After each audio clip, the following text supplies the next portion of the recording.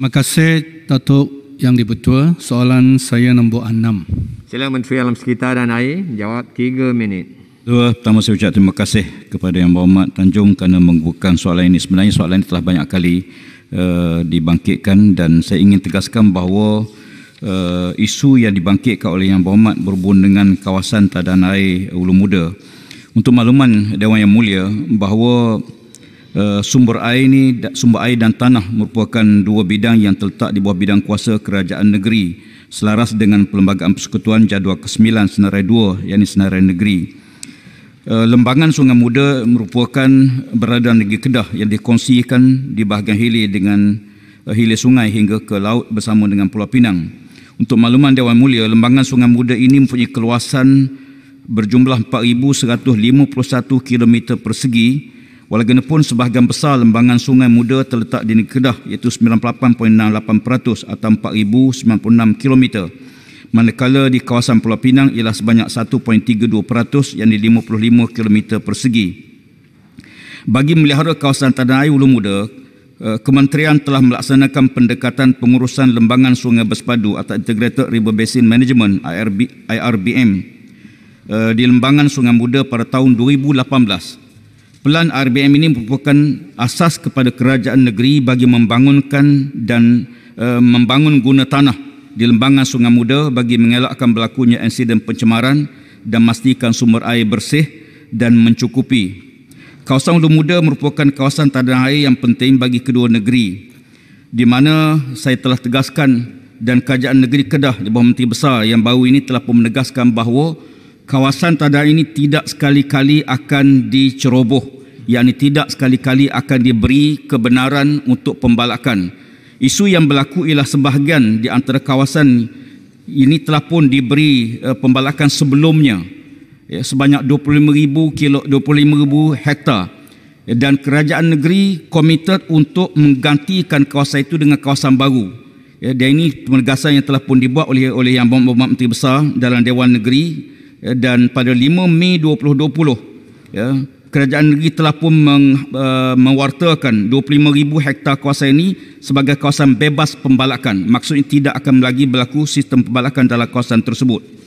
Untuk makluman Dewan Yang Mulia juga, kerajaan pusat telah memperuntukkan sebanyak 70 juta bagi aktiviti ecological fiscal transfer bagi semua kerajaan negeri bagi menjamin kelestarian biodiversiti negara.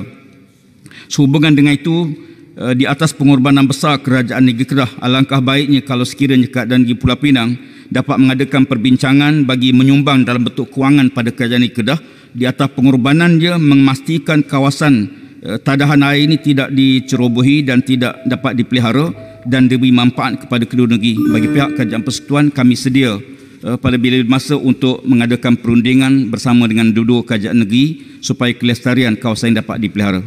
Sila Tanjung. Terima kasih Datuk Yang di-Pertua. Terima kasih kepada Yang Berhormat Menteri, khususnya jaminan daripada negeri Kedah bahawa tidak sekali-kalinya memberi kelulusan untuk aktiviti pembalakan.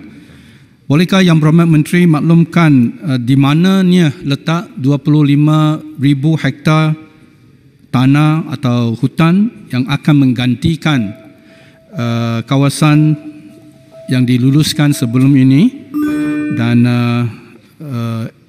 harap ianya tidak terletak dalam kawasan tadahan Ulu Muda juga. Sila Menteri, 1 minit. Terima kasih.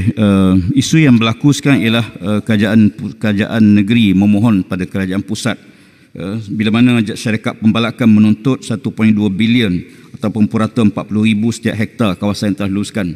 Jadi persoalannya ialah bagaimana untuk mendapatkan gantian dalam bentuk kewangan, dan ini sedang dirunding di peringkat kerajaan negeri dengan kerajaan pusat.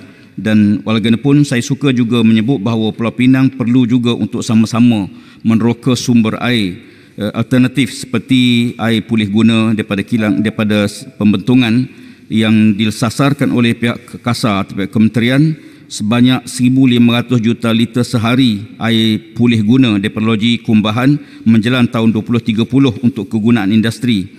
Demikian juga kita mengharapkan juga kerajaan Pulau Pinang dapat meneroka kawasan-kawasan sumber air bawah tanah dalam usaha mengurangkan pergantungan kepada sumber sedia ada. Suka saya maklumkan pada Dewan Yang Mulia bahawa mengikut maklumat daripada data daripada sumber bahagian pengurusan hutan Ibu Pejabat JPSM, Pulau Pinang di sebanyak 3,398.94 hektar dicadangkan diwartakan sebagai kawasan tadahan air, dan untuk makluman hingga setakat ini Pulau Pinang masih belum mewartakan sikit pun, masih lagi kosong. Dan saya bagi pihak kementerian kita merakam penghargaan pada negeri-negeri yang telah mewartakan 100%. Kedah 100% kawasan daripada 110,000 telah diwartakan sebagai kawasan tadahan air. Manakala Johor 99.47%, Melaka 100%, Negeri Sembilan 100%, Pahang 100%, Perlis juga 100%, Selangor dan Terengganu juga 100%, manakala Perak 54.12% dan Kelantan 99.20%. Berhubung dengan itu, kita harapkan bahawa Pulau Pinang dapat mewartakan 3,398.94 yang dicadangkan ini sebagai kawasan tadahan air sebagai jaminan sumber air bagi negeri Pulau Pinang pada masa depan. Terima kasih. Terima kasih Menteri.